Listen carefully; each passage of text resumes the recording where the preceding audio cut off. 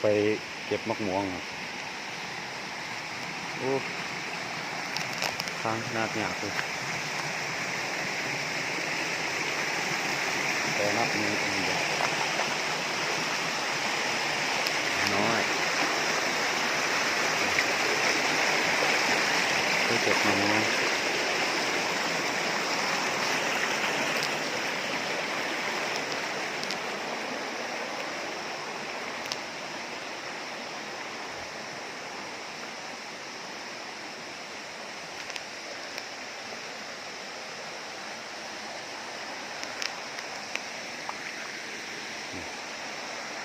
ถ้าเบิ่งบรรยากาศนะ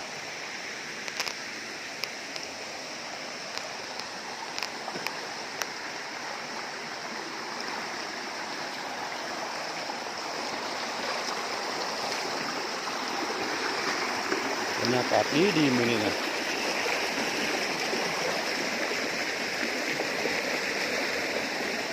แดดกับบ่แดดคนก็คนปล่อยหนิดนึง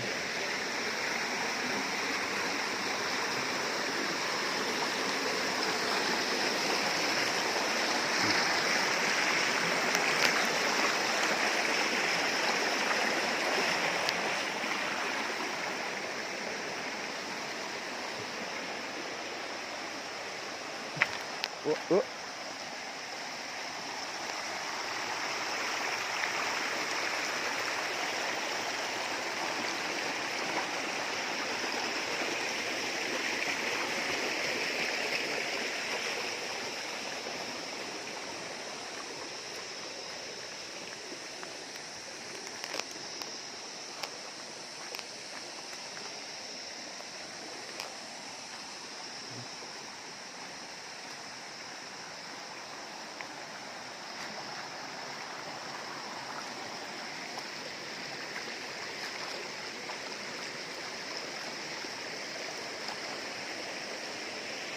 พอแล้ว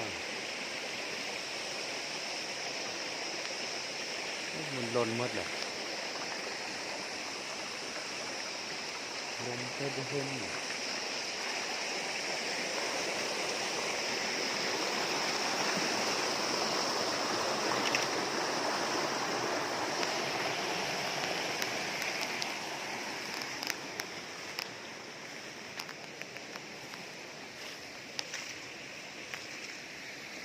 มันเน่า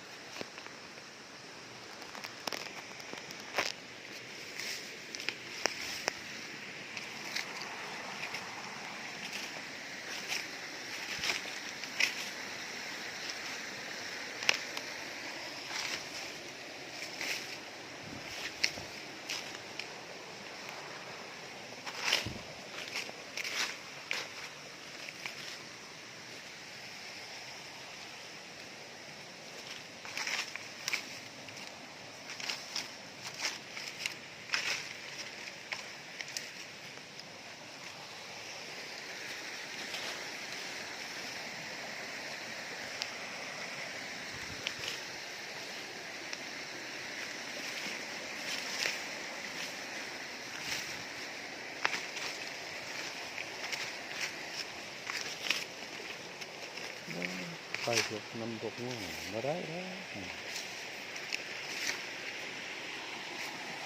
นี่ก็เขาบ่เห็นบ่ฉลาดเก็บก็บ่ได้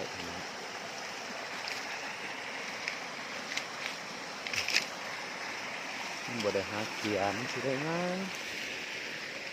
เขาเคลียร์จังสีก็ได้มันก็ได้หลายหน่วยเลยแหละมันหล่นลงเลย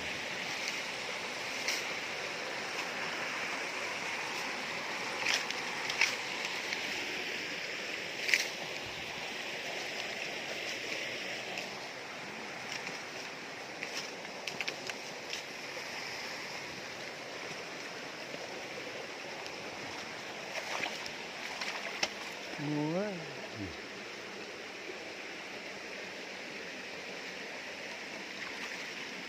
มันช้ำทุกเจ้ามันมะม่วงสิไปแดกที่บ่ฉลาด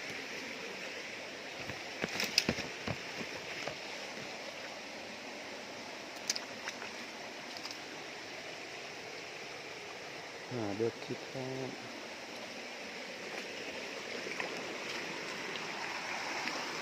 ครับได้ชนิดห้าไม่ต้องนะครับนี่ได้หลายตัวดีได้10ได้เป็น10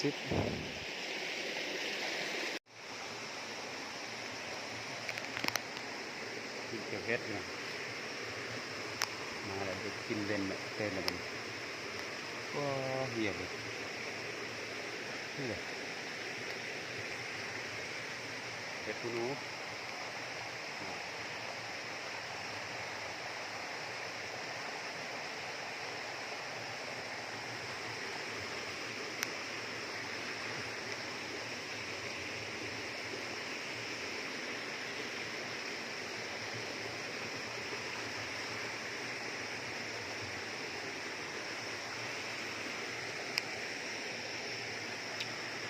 ครับนาถึงมาก่อน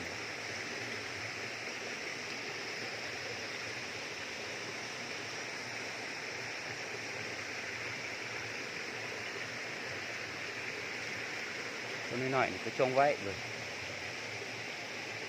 ไว้ซูนมัน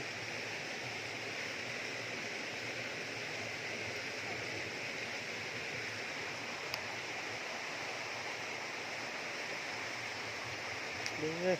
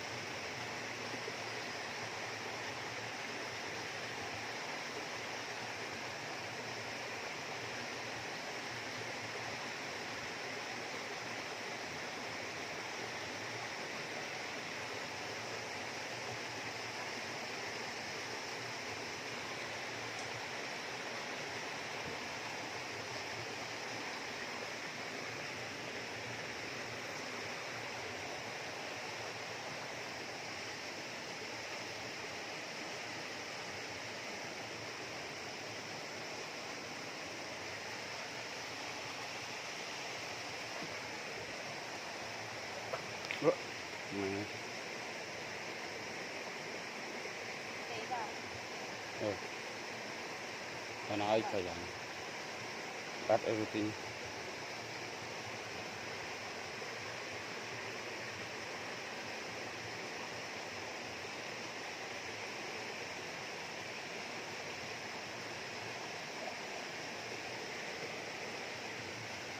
hôm đây tôi kinh đại bảo lại như này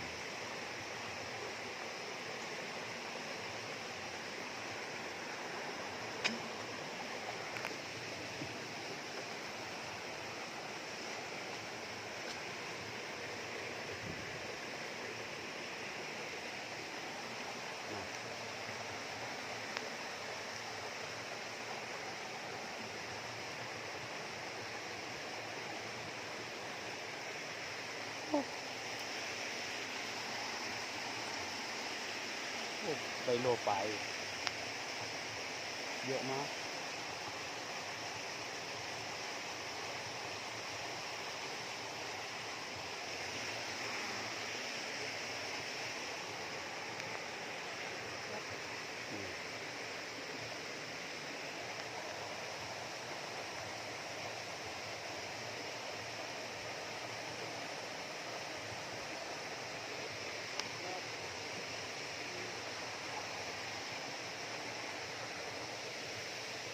หมดแล้วก็ลงไปได้บ่เด้อ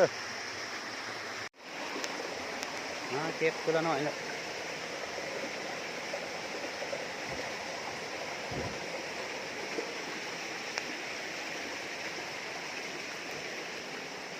ขับรถแถวใหม่นี่แหละทางนี้ก็ทีนี้ดูมือกับว่าเป็นงอนรู้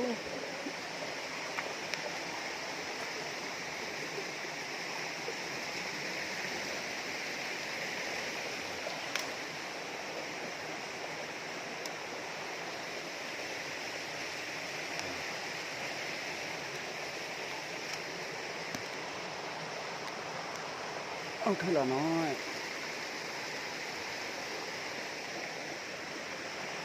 โฮมไปมันก็ใหญ่หลายน้อยนึง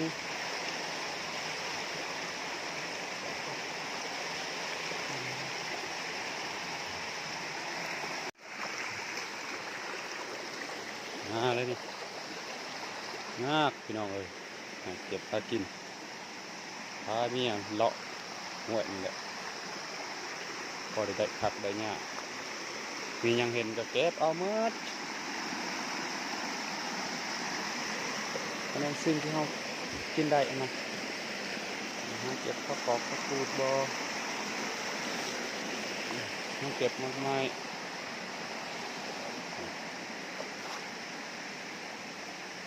จะได้แต่บัวเห็นซื้อๆนะเก็บหมดตัดเงยมากก็ยังมากม่วงบอ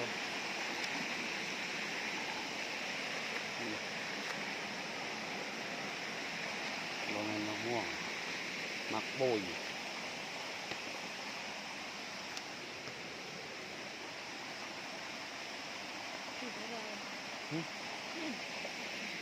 ก็เราไปเป็ด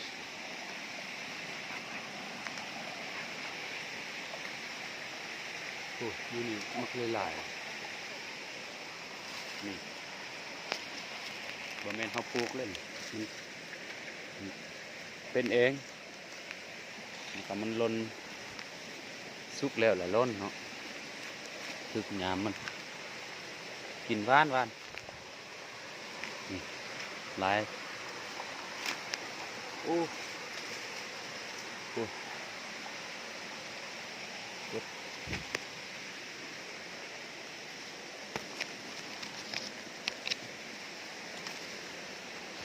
นี่ใช่กอกโอ้โหกอกเห็นแต่หมากเดินมา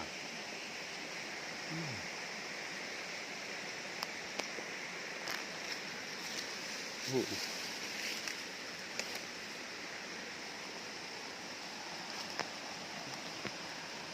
ได้ดิจุ๊บใช่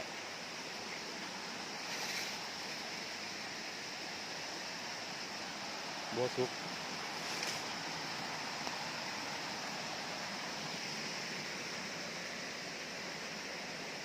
ต้น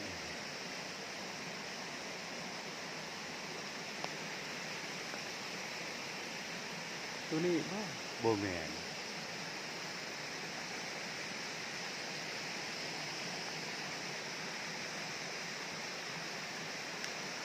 โบหูต้นอินเดีย